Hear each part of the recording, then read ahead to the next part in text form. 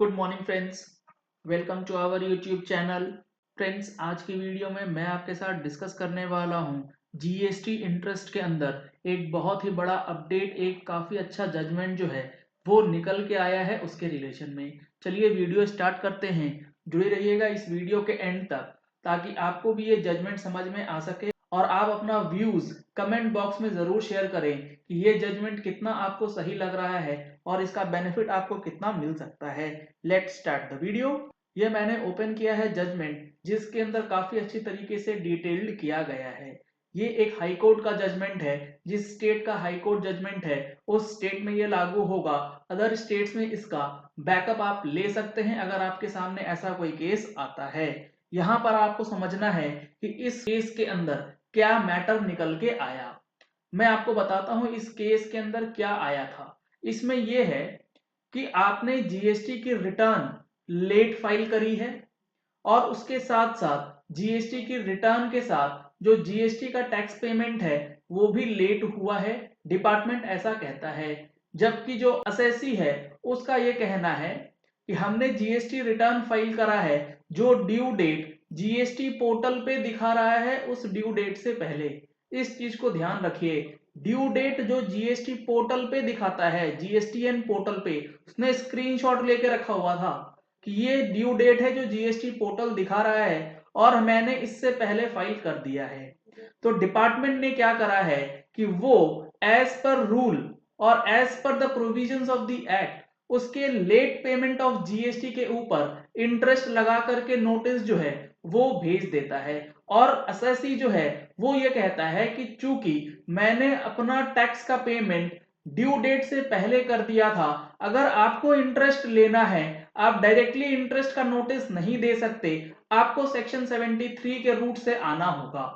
मतलब ये कि आप मुझे पहले एडजुडिकेट कीजिए, सेक्शन 73 के अंदर सो कॉज नोटिस दीजिए। सो कॉज नोटिस देने से पहले डीआरसी 01A के अंदर मेरे को वॉलंटरी पेमेंट करने का एक मौका दीजिए और उसके बाद मैं अपना रिप्लाई दूंगा। और उसके बाद जो सेक्शन 73, 74, 75 के अंदर प्रोसीजर है उसके अंदर आपको डिमांड ऑर्डर रेज करना होगा और उसके बाद मैं पेमेंट आपका करूंगा अगर बनता है। और उसके साथ साथ डिपार्टमेंट ने जो इंटरेस्ट का आया अमाउंट उसके लिए रिकवरी प्रोसीडिंग्स भी इनिशिएट कर दी, जिसको लेकर के एसएससी ने कहा आप डायरेक्टली रिकवरी कैसे इनिशिएट कर रहे हैं, आप पहले 73 का प्रोसीडिंग्स कीजिए और उसके बाद अगर डिमांड ऑर्डर निकले और उसका पेमेंट ना हो 3 महीने तक, तब आप रिकवरी का काम जो है वो स्टार्ट करेंगे। तो कोर्ट ने इसको बिल्कुल अच्छे तरीके से इंटरप्रेट करते हुए कहा है कि बिल्कुल ऐसा ही होना चाहिए कि इंटरेस्ट का पेमेंट अगर डिपार्टमेंट को लेना है और जीएसटी का अमाउंट जो है वो पेड है, तो आपको रिकवरी प्रोसीडिंग्स इनिशिएट करने से पहले सेक्शन 73 के अंदर एडजुडिकेट करना होगा। उसमें आपको जो 73 का प्रोसीजर है वो फॉलो करना पड़ेगा। आप डायरेक्टली इंटरेस्ट का जो नोटिस है वो सर्व नहीं कर सकते, डिमांड नहीं कर सकते। भले ही आपका जो इंटरेस्ट का कैलकुलेशन है वो ऑटोमेटिक दिया गया है सेक्शन 50 में, लेकिन आपका टैक्स अगर पेड नहीं है जो डिपार्टमेंट कह रहा है तो उसके लिए आपको सेक्शन 73 का हवाला जो है वो लेना होगा। अब देखिए इसमें क्या चीजें दी गई। Section 50 and section 79 of the CGST act 2017, interest and recovery proceedings there of. Interest जो सेक्शन 50 के अंदर है और रिकवरी जो कि सेक्शन 79 के अंदर दिया गया।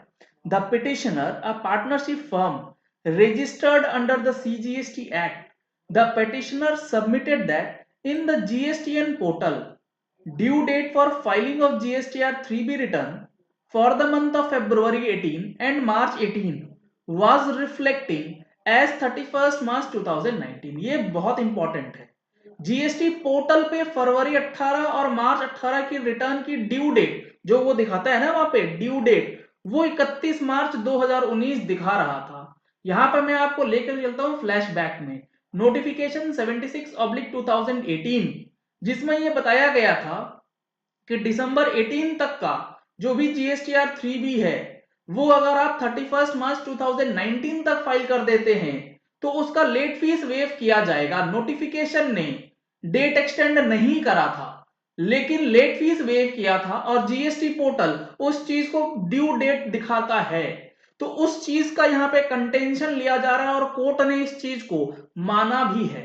तो ये बहुत इंपॉर्टेंट है। अगर ऐसा कोई चीज आपको जीएसटी पोर्टल पे दिखता है तो उसका स्क्रीनशॉट लेकर के सेव करके रखें। ये चीजें कब काम आ जाए पता नहीं। देखिए यहाँ पर इनको कितना हेल्प कर रही है ये चीज, क्योंकि ये बंदा ये कह रहा है कि मैंने GSTR 3B as per the due date जो कि जीएसटी पोर्टल दिखा रहा था वो मैंने फाइल किया है। The petitioner filed its monthly return, और ये सारी चीजें डिपार्टमेंट के ऑफिसर ने भी यह बताया है कि ये जो है पोर्टल सिर्फ इसीलिए दिखा रहा है क्योंकि नोटिफिकेशन 76 ये कहता था कि लेट फीस वेव हो चुकी है अगर रिटर्न 31 मार्च तक फाइल हो जाती है, इसीलिए वहां पे ऐसा दिखाया गया था, लेकिन ड्यू डेट एक्सटेंड नहीं हुआ है। तो डिपार्टमेंट का जो कंटेंशन था वो कोर्ट ने नहीं माना। उसने ये कहा है कि यहाँ पर जो ड्यू डेट दिखाया गया है जीएसटी पोर्टल पे उसके अकॉर्डिंगली पेमेंट जो है वो हो चुका है। अगर आप कहते हैं कि ये पेमेंट नहीं हुआ है तो आप टैक्स नॉट पेड के अकॉर्डिंगली सेक्शन 73 का एडजुडिकेशन जो है वो करेंगे इंटरेस्ट के लिए। The petitioner filed its monthly return for the month of February and March within the due date as reflected in GSTN portal. The respondent directed that the petitioner to make payment of interest on the ground of delay in filing of GSTR 3B return for the month of February and March। तो जो department officer है, जो respondent है, चूंकि उनके हिसाब से फरवरी और मार्च की रिटर्न डिलेड फाइल हुई थी, और जब रिटर्न डिले होती है तो टैक्स का अमाउंट भी डिले होता है 39(1) एंड 39(7) के अकॉर्डिंगली, इसीलिए इंटरेस्ट का डिमांड जो है वो किया गया था।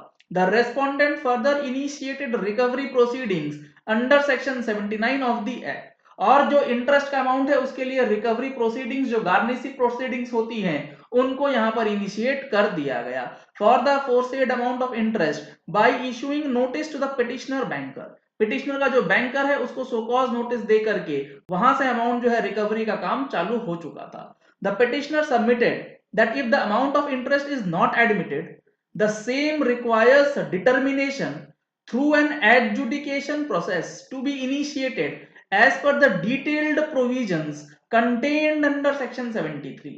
चूंकि हमने जीएसटीआर 3B में इंटरेस्ट का अमाउंट एडमिट नहीं करा, इसीलिए अगर डिपार्टमेंट ये कह रहा है कि हमने टैक्स जो है वो नहीं पे किया है तो आपको सेक्शन 73 के अकॉर्डिंगली जो डिटेल्ड प्रोविजंस हैं उसको लागू करते हुए एडजुडिकेशन के अंदर आना पड़ेगा।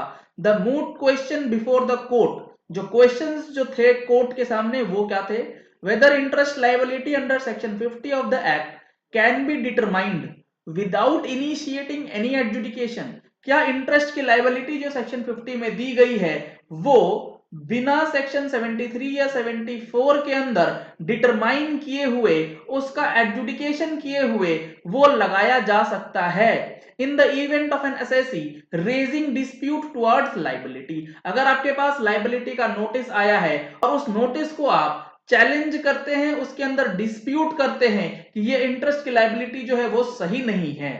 दूसरा सवाल, whether recovery proceedings of the act can be initiated for recovery of interest under section 50 of the said act without initiation and completion of the adjudication proceedings। और सेक्शन 79 के अंदर जो रिकवरी है क्या वो बिना एडजुडिकेशन किए और बिना उसे कंप्लीट किए सेक्शन 73 74 के अंदर 79 में रिकवरी इनिशिएट किया जा सकता है?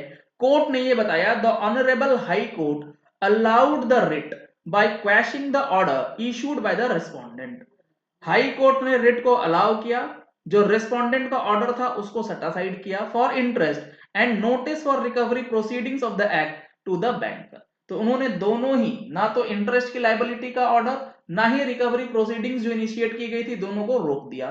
The honourable court directed the respondent to initiate appropriate adjudication proceedings under section 73 and 74 of the act against the petitioner and determine the liability of interest if any in accordance with the law after giving due opportunity of hearing to the petitioner। तो यहां पे बिल्कुल clear किया गया कि interest का जो payment है उसका डिटर्मिनेशन होना चाहिए अंडर सेक्शन 73, और उसके अंदर जो प्रोसीजर है जिसमें पर्सनल हियरिंग का ऑप्शन देना चाहिए असेसी को कि वो अपनी बात आकर के रख सके, उसको अपॉर्चुनिटी मिलनी चाहिए और उसके बाद ही आप रिकवरी जो है वो स्टार्ट कर सकते हैं।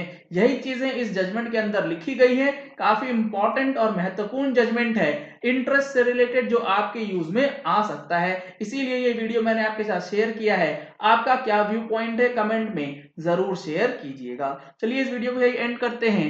आशा करते हैं कि आपको ये वीडियो पसंद आया होगा। अगर आपको ये वीडियो पसंद आया तो इस वीडियो को लाइक और शेयर करना मत भूलिएगा, ताकि मैक्सिमम लोगों तक ये इन्फॉर्मेशन पहुंच सके कि जीएसटी इंटरेस्ट से जुड़ा जो ये अपडेट है ये किस तरीके से आपको काम आ सकता है।